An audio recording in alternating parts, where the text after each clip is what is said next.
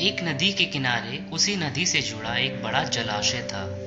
जलाशय में पानी गहरा होता है, इसलिए उसमें काई तथा मछलियों का प्रिय भोजन जलीय सूक्ष्म पौधे उगते हैं। ऐसे स्थान मछलियों को बहुत रास आते हैं। उस जलाशय में भी नदी से बहुत सी मछलियां आकर रहती थी।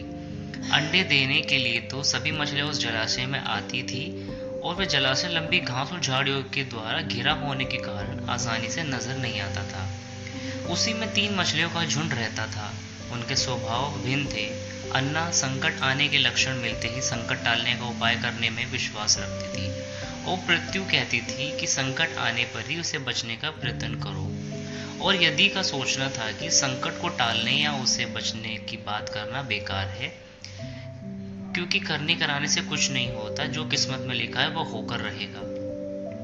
एक दिन शाम को मछुआरे नदी में मछलियां पकड़कर घर जा रहे थे। बहुत कम मछलियां उनके जालों में फंसी थी, अतः उनके चेहरे उदास थे। तभी उन्हें झाड़ियों के ऊपर मछलीखोर पक्षियों का झुंड जाता दिखाई दिया, और सबकी चोंच में मछलियां दबी थी। वे चौंके।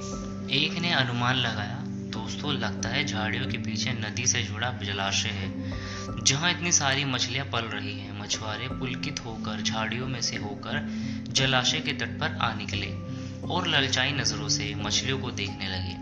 एक मछुआरा बोला, आहा, इस जलाशय में तो मछलियां भरी पड़ी हैं। आज तक हमें इसका पता नहीं लगा। यहाँ हमें ढेर सारी मछलियां मिलेगी। दूसरा बोला।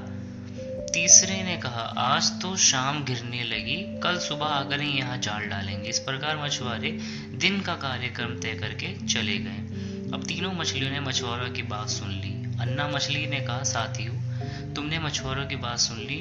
अब हमारा यहाँ रहना खतरे से खाली नहीं। खतरे की सूचना हमें मिल गई है। समय रहते अपनी जान बचाने का उपाय करना चाहिए।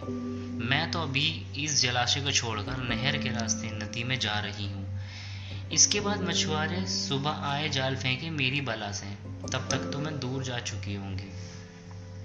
अब अटकेलियां कर रही थी ओंगी। पृथ्वी मछली बोली, तुम्हें जाना है तो जाओ, मैं तो नहीं आ रही। अभी खतरा आया कहाँ जो इतना घबराने की जरूरत है।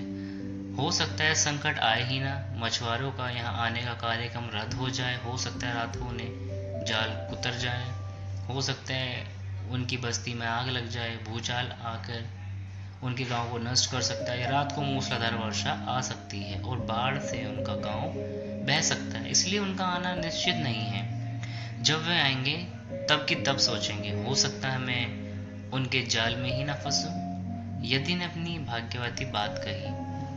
भागने से कुछ नहीं होने वाला। मछुआरों को आना है तो आएंगे, हमें जाल में फंसना है तो हम फंसेंगे।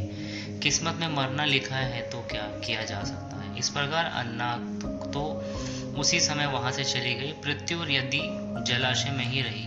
भोर हुई तो मछुआरे अपने जाल को लेकर आए और लगे जलाशय में जाल फेंकने और मछलियां पकड़ने। पृथ्वी ने संकट को आए देखा तो लगी जान बचाने के उपाय सोचने। उसका दिमाग तेजी से काम करने लगा। आसपास छिपने के लिए कोई खोखली जगह भी नहीं थी। तभी उसे याद आया कि उसके जलाशय में काफी दिनों से एक मरे हुए ऊद बिलाव की लाश तैर रही है। वह उसके बचाव के काम आ सकता है। जल्द ही उसे वह लाश मिल गई। लाश सड़ने लगी थी। पृथ्वी लाश के पेट में घुस गई और सड़ी लाश की सड़ान उसके ऊपर लपेटकर बहकर बाहर निकली। कुछ ही देर में मछुआरे के जाल में पृथ्वी फंस गई। मछुआरे ने अपना जाल खींचा और मछलियों को किनारे पर जाल में उलट दिया। बाकी मछलियां तो तड़पने लगी, परंतु पृथ्वी दम साधकर मरी हुई मछली की तरह पड़ी रही। अब मछुआरे को सड़न का भक्का लगा तो मछलियों को देखने लगा। उसने निचले पड़ी पृथ्वी को उठाया और सूंघा। आह, ये तो कई दिनों की मरी पड़ी है, सड़ चुकी है। ऐसे बड़बड़ाकर बुरा सा मुंह बनाकर मछुआरे ने पृथ्वी को जलाशय में फेंक दिया। पृथ्वी अपनी बुद्धि का प्रयोग कर संकट से बच निकलने में सफल हो गई। पानी में गिरते उसने गोता लगाया और सुरक्षित गहराई में पहुंचकर जान की खैर मनाई। यदि भी दूसरे मछुआरों के जाल में फंस गई और एक टोकरे में डाल दी गई। भाग्य के भरोसे बैठी रहने वाली यदि ने उसी टोकरे में अन्य मछलियों की तरह तड़प तड़प कर जान त्याग दी। भाग्य भी उन्हीं का साथ देता है जो कर्म में विश्वास रखते हैं, कर्म को प्रधान मानते हैं।